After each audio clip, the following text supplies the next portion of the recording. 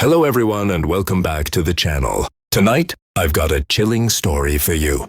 One that will make you double-check your locks before going to bed. Before we get into it, make sure you hit that subscribe button and turn on notifications so you never miss another scary story. Now let's dive into tonight's tale. It was the summer of 2012, in a quiet suburban neighborhood just outside of Chicago. 12-year-old Stanley lived in a two-story house with his parents, who usually never left him alone for long. But one warm Saturday night, they had dinner plans with close friends. Stanley was thrilled. He was finally being trusted to stay home by himself.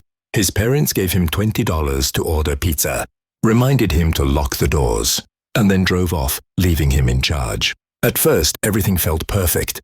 Stanley stretched out on the couch, flipped through TV channels, and enjoyed the freedom of having the house all to himself.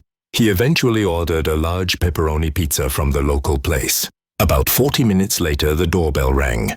Stanley hurried to the door, cash in hand. Standing on the porch was a delivery man, or at least someone dressed like one. He wore a faded cap pulled low, his shirt untucked, and a scruffy beard covered most of his face. The man handed over the pizza, but instead of leaving, he lingered. "Are you here alone, kid?" he asked in a low voice. Stanley froze for a moment, then forced a quick answer. "No, my parents are upstairs." He grabbed the pizza, shoved a 20 into the man's hand, and shut the door as fast as he could. His heart was racing. Something about the man's stare felt wrong, like he was studying the house, not just making a delivery. Trying to shake it off, Stanley brought the pizza upstairs, turned on his video game console, and began eating. But maybe 20 minutes later, there was another sound at the front door. This time it wasn't the doorbell. It was a slow, deliberate knocking. Stanley muted his game and listened. Then came a voice, low, pleading but strange. "Hey, I need to use your phone. My car broke down.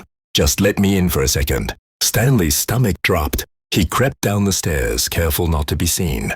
Through the frosted glass near the door, he could make out a shadowy figure, tall, unmoving, just standing there. The man knocked again, harder.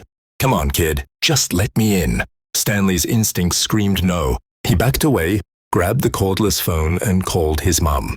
His voice trembled as he explained what was happening. She told him to hang up and dial 911 immediately. Within minutes, he could hear the man moving around the outside of the house. The crunch of footsteps on gravel, then the faint rattle of the side door. Stanley's blood ran cold. He realized the side door didn't always close all the way. Had his parents locked it earlier? He sprinted upstairs, clutching the phone, and shut himself in his parents' bedroom closet. The dispatcher kept him calm, telling him police were on the way. But then he heard it. The unmistakable creak of a door opening downstairs. Someone was inside. The heavy footsteps echoed through the house, slow, measured. The man was searching. Stanley could hear him muttering under his breath, words he couldn't quite make out. The steps grew louder as the intruder climbed the staircase. Stanley pressed his hand over his mouth, praying not to make a sound. The man tried the bedroom door. It was locked. He jiggled the handle, then knocked softly. "I know you're in there." Stanley squeezed his eyes shut, heart pounding so hard he thought it would give him away. Then a sudden crash downstairs, sirens, voices shouting. The intruder bolted, his footsteps thundering back down the stairs. The sound of the front door slamming echoed through the house. The police had arrived just in time. They never caught the man. When Stanley's parents rushed home, the officers explained that someone had clearly entered through the side door, which hadn't been locked properly. They suspected the fake pizza delivery was a setup, a way to check if Stanley was alone. That night changed him forever.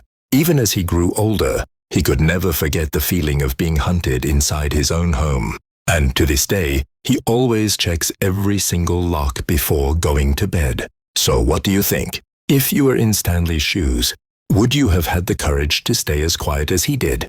If you enjoyed this story, don't forget to like the video, subscribe to the channel, and share it with a friend who loves scary stories. And remember, always lock your doors. Good night.